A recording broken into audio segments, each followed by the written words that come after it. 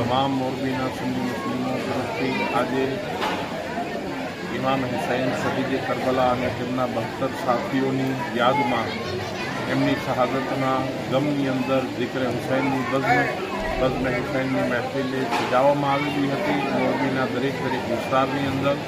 અને છેલ્લા રાજાશાહીના વખતથી સિપાહીવાસની અંદર બઝ્મ હુસૈન કમિટી તરફથી કસબાવાઈ કમિટી તરફથી અહીંયા ઇમામ હુસૈનની જિક્ર હુસૈનની શહાદતની મહેફિલ થાય છે।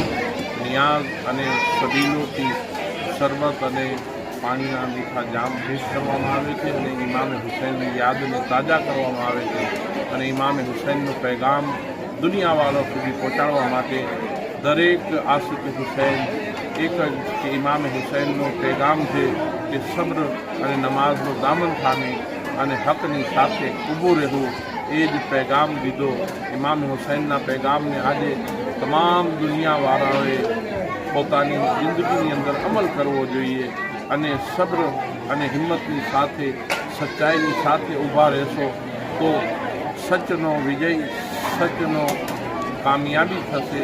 અને આજે 1400 વર્ષ થયા છતાં પણ દરેક એવું નહીં કે ખાલી મુસલમાન પણ જે લોકો ઇમામ હુસૈનને અને એમની ઝાતથી વાકેફ છે એમને ખબર છે કે ઇમામ હુસૈને કેવડી મોટી શહાદત આપેલી હતી।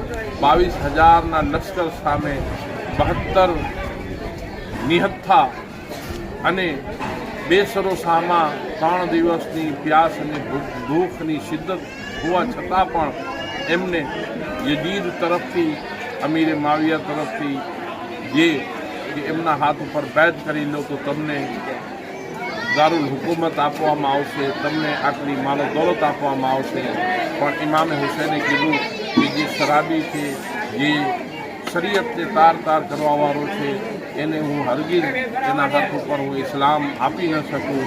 તો આજે ઇસ્લામના નામની હાથ કોઈ પણ આવી અને એમ કહે કે હું તમારો લીડર, હું તમારો નહીં, અહેલે બેત અફહાર આલે રસૂલ અને અઈમ્માએ કરામ જે એમને અમને પેગામ આપેલો છે, બસ અમે એમના જ નકશ કદમ ઉપર ચાલતા હકનો પરચમ ને હકની સાથે હકનો દામન થામી અને અમે દરેક આગળ વધીએ।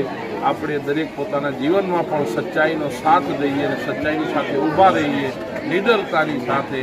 એ જ પેગામ ઇમામે હુસૈને આપેલો હતો અને જે પેગામની સાથે આ મહોરમના 10 દિવસના અહીંયા વાયજના પ્રોગ્રામ થાય છે હર સાલની મુતાબિક અને તાજિયા બને છે। તો મોરબી શહેર કોમી એકતાની મિસાલ છે।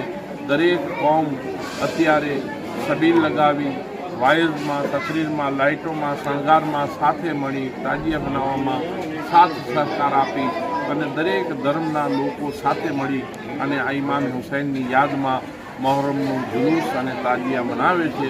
તો આપ દરેકને પણ ઇમામ હુસૈનનો એ જ પૈગામ કે સબ્ર અને નમાઝનું દામન થામીને પણ હકનો સાથે ઊભું રહેવું, ચાહે એના માટે પોતાનું કુંભો લૂંટાવવો પડે, પોતાનું ઘર લૂંટાવવું પડે, યહાં તક કે પોતે પણ શહીદી ઓરી લીધી પણ હક કોઈ દિવસ મૂકેલું નથી। તો આપણે પણ હકની સાથે ઊભું રહેવું જોઈએ। એ જ પૈગામ આ કરબલાનો છે, એ જ આ મહોરમનો છે।